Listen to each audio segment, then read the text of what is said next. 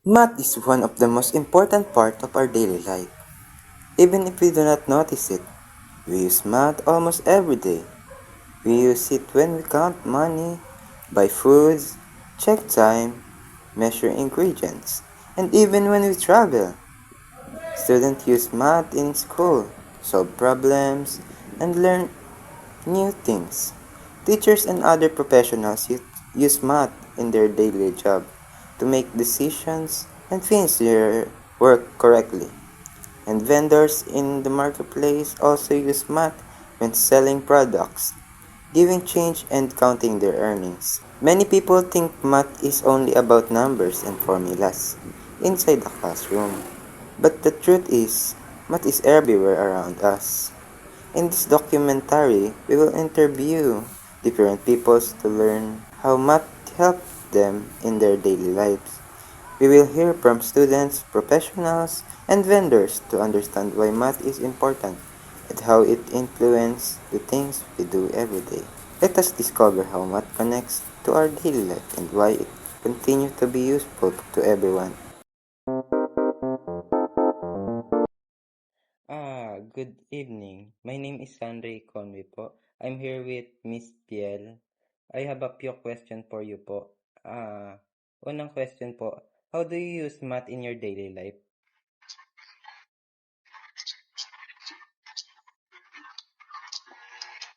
I use math in my daily life for things like budgeting money, pag nag-check ng time, checking voucher discounts, kung gano'ng kalaki yung bawas ng voucher ng discount ko kada nabili sa online or syempre pag nabili ako sa labas, gano'n. Okay po.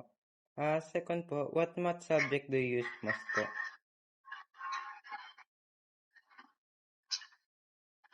Ha? Uh, Shopee? what math subject do you use the most po? Arithmetic tsaka basic algebra kasi plus minus lang siya eh. Hmm. Pangatlo po, is math important for student? Why po? Yes, it's very important for every students kasi syempre, just like students na may mga course subject na kailangan nila mag-compute, like, like, magpa-practice ka ng how to compute rates, such as that. Tsaka, pwede din ma-improve and develop yung problem-solving skills nila, tas logical thinking, tas yung kanilang decision-making sa mga ganyang bagay. Siyempre, like, meron din halos mga students is nagko-commute, kaya usually ginagamit yung math doon. At tas pang fourth po, do you find math easy or difficult po? Depende. Like, kung plus or minus, divide, multiplication lang siya, madali lang. Like, depende din kasi sa topic ng math or kung paano siya i-explain or isa-solve. Last po, can you give me an example where math helped you the most? An example where math helped me, during pag-shopping ko sa Watsons or sa, um, sa online, like, tinitignan ko talaga kung magkano yung discounts na nakukuha ko gamit yung mga vouchers or kaya yung pag may buy one take one sa Watsons, tinitignan ko kung magkano yung nasa-save ko money. Lalo na, pag nagko-compute din ako, syempre binibilang ko muna yung pera ko kung sakto ba or sakto talaga yung ibabayad or isusukli sa akin. Okay po. Oh my God, tapos Okay po, thank you for cooperation po.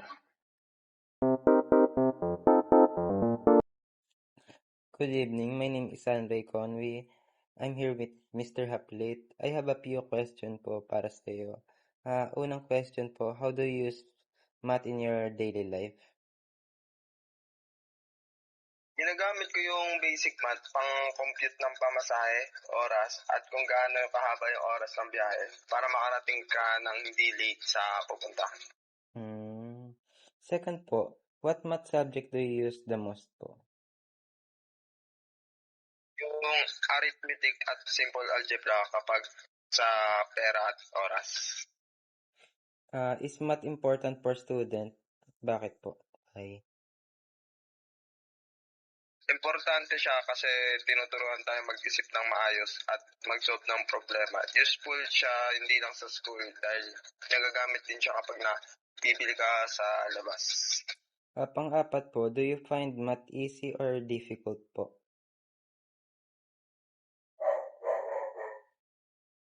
Yung basic math, madali lang. Pero yung mga advanced topic, medyo mahirap. Pero nagiging okay naman siya kapag naintindihan mo kung para saan siya ginagamit. Can you give me an example where math help you po?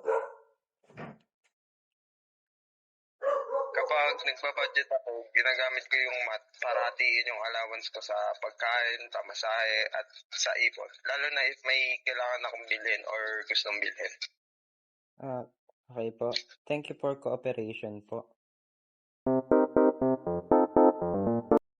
Good evening. My name is Hanbay Conway. I'm here with Rainfall Conway. I have a few questions po. How do you use math in your daily life? I necessarily use math in my daily life to count my money, to use it wisely, and I use math in school, shops, and when I'm traveling to count my change. Second po, what math subject do you use the most? Arithmetic and basic algebra like plus, minus, times, and divide. Pangatlo po, is math important for student? Why? Yes, it is important for students to learn how to use math so they can use it until pagtanda. Ayun, to learn to spend wisely the money you earn. Ayun. Do you find math easy or difficult? Yes, it is easy, mostly when you understand it, and sometimes it depends on the scenario. Okay. Can you give me an example where math helped you po? Math helped me in many ways, not just me.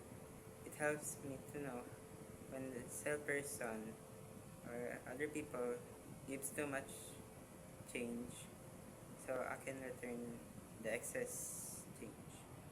Okay. Thank you for cooperation po.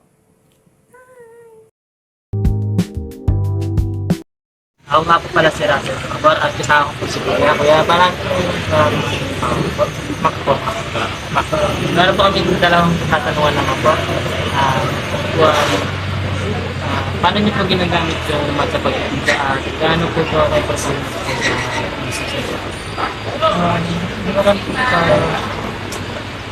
Ang mga kita ng number, sumagot siya kasi para tama sa place sa kanya balik.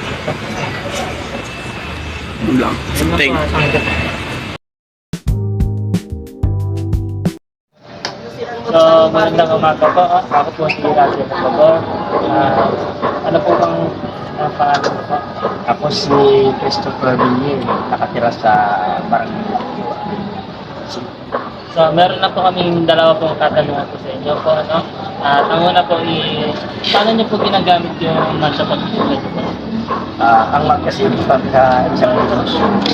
Kasi pag wala kang alam sa mathematics, lalo wala kang ng isang bagay na kunyari, calculator o kaya sentro o kaya ballpen.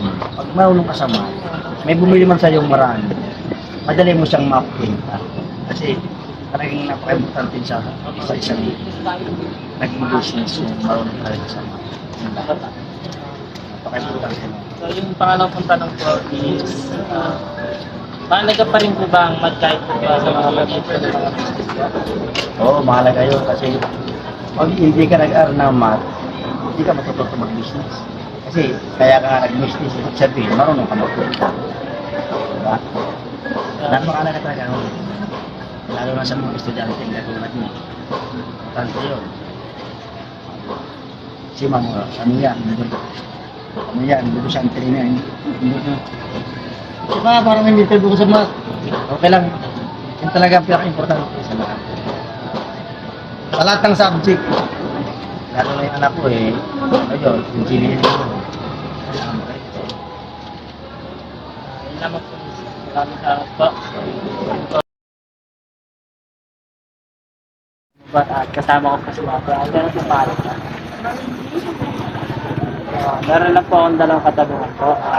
Ito po ay, paano niyo po ginagamit yung magkakapagpipila at gano'n po kayo importante ng Sobrang importante sa akin yung math. Kaya ang math, kasi wala na, siyempre, para mapabilis yung computation, o saka, yun, para mapabilis yung pagpipila. Mabilis yun.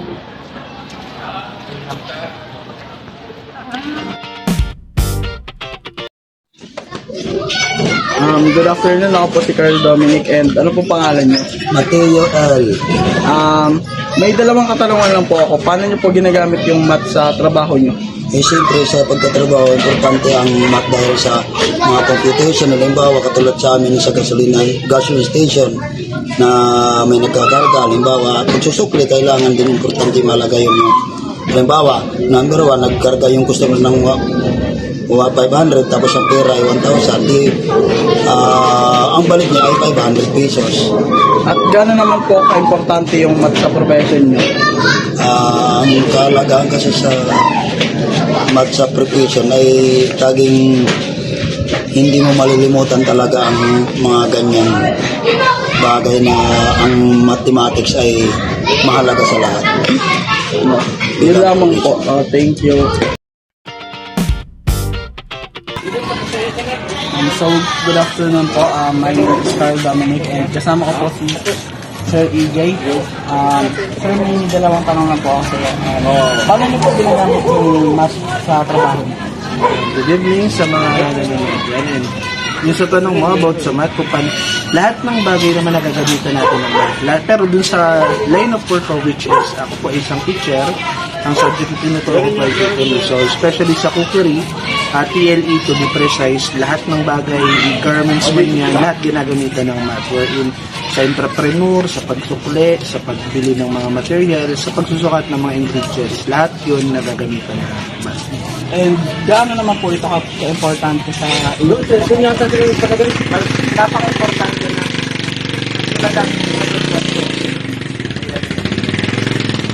ako na lang yun. Tapos gaano po ka-importante yung math sa inyong focus? napakahalaga. Tulad na sinabi ko, hindi lang siya sa isang bagay, particular din sa lahat. Kaya napakalaking bagay at importante ang math. Kahit sa mga daily lives natin, sa pagbili natin, pagbayad natin sa pamasahe, lahat ng mga bagay na related sa sukat, sa presyo, kailangan natin ng math. Yan, thank you po, sir. Thank you po. Ayun lang, Nara. Good morning po. Ako nga po pala si Jan Carlo Fernandez at ang kasama ko po ngayon ay si Sir Christian po from the AIT Department.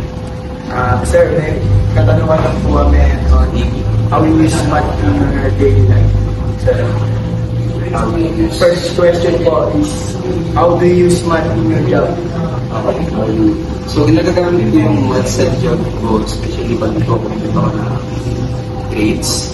And siyempre hindi lang yun, pero as a IT professor, meron tayong tinatawag na arithmetic operators. So, dapat alam natin kung paano mag-add, paano mag-minus, paano mag-multiply, paano mag-divide, diba? So, ginagagamit natin siya doon. Okay. So, doon siya mostly ginagamit. Sir, last question, sir. Why is math important in your profession? So, sobrang importante rin yung math. Kasi meron akong hindi ko alam siguro kung paano hindi ko rin siguro alam kung paano magaling kahit hindi ko pwede use. Okay, di ba kanina sinabi ko nga add, minus, multiply, divide. So, hindi ko alam yung mga bagay na yun, hindi ko rin alam kung paano mapafunction yung mga operators. Okay, sir. Thank you po. Documentary teaches us that learning math is not only for passing subjects in school, but also for helping us in the real world. In the end, math is not just something we study. It is something we live with every day. Thank you for joining us in this journey.